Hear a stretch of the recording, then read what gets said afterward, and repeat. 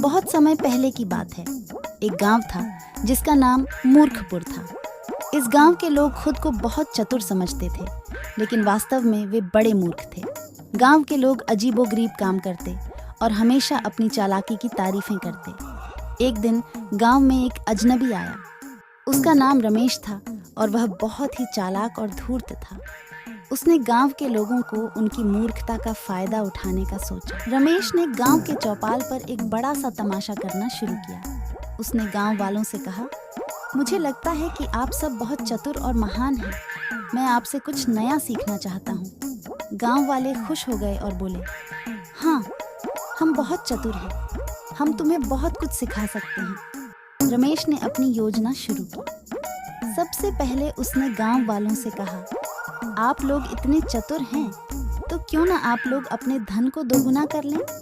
मैं एक जादू जानता हूँ जिससे आपका सारा धन दोगुना हो जाएगा। गांव वालों ने रमेश की बात मान ली और अपना सारा धन उसे दे दिया। रमेश ने वह सारा धन लेकर एक जादुई ढोलक ढोल में डाल दिया और जोर जोर से बजाने लगा।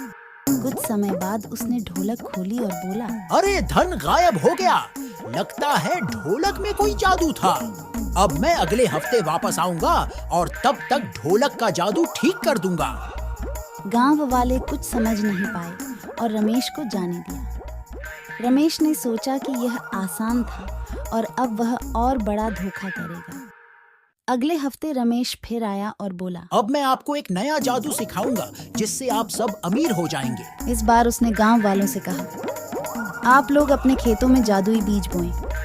ये बीज आपके खेतों को सोने के खेत में बदल देंगे। गांव वाले फिर से रमेश की बात मान गए और उसे बहुत सारे पैसे देकर जादुई बीज खरीद लिए। रमेश ने वे बीज गांव वालों को दे दिए और बोला, इन्हें जमीन में बो दो और हर रोज पानी दो। 1 महीने में आपका खेत सोने से भर जाएगा।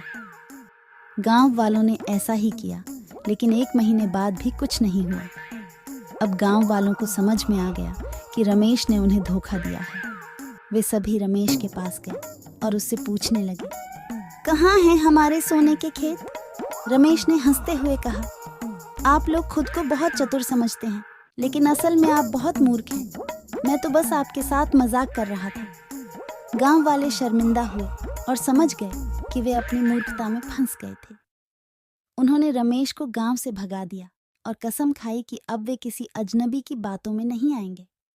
इस कहानी से हमें यह सीखने को मिलता है कि अपनी चतुराई का घमंड नहीं करना चाहिए और दूसरों की बातों में आसानी से नहीं आना चाहिए। हमेशा सतर्क रहना चाहिए और किसी भी निर्णय को सोच समझकर लेना चाहिए।